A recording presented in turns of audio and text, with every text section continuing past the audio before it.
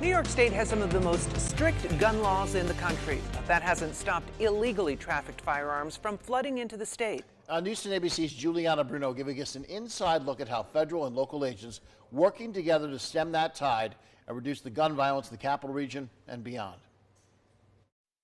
Shots ring out, flags come down, and nothing ever changes. Why are we willing to live with this carnage? Gun buyback programs, legislation to crack down on gun manufacturers, and ghost guns.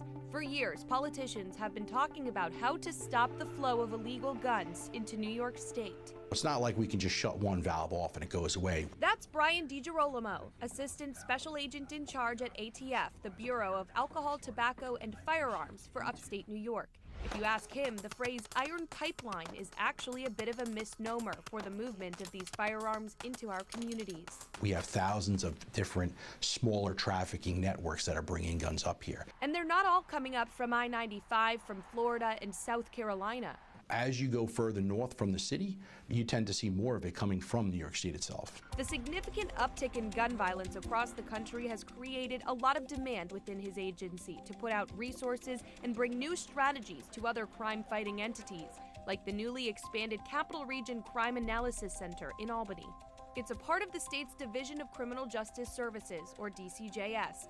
The center helps local police departments solve, reduce, and prevent crimes. They take the local aspect of intelligence and we merge both of them to push out leads. DiGirolamo says the primary focus for their work with the Crime Analysis Center in Albany is to reduce the time it takes to get those leads on gun violence. That's where the NYBIN program comes in. Well, NYBIN, it's the National Integrated Ballistic Information Network. We use science and technology to match shell casings to firearms. So each firearm has a unique set of tool marks that leaves an imprint on shell casings. We're able to link shootings together. This unassuming box-shaped piece of technology can take a shell casing from a shots fired incident, for instance, and tell an investigator working the case within 24 hours where else the gun has been used in a crime, even in a different city or state.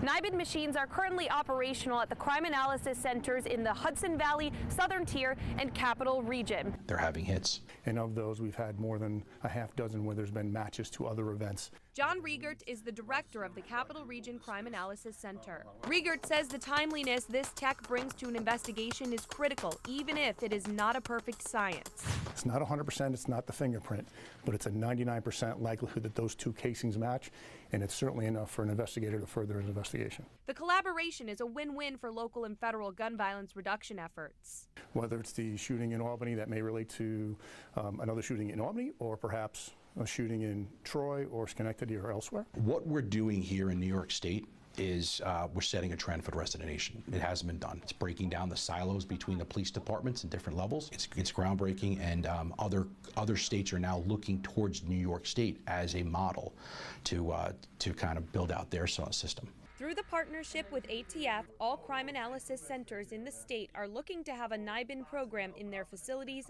by the fall. Reporting in Albany, Juliana Bruno, News 10, ABC.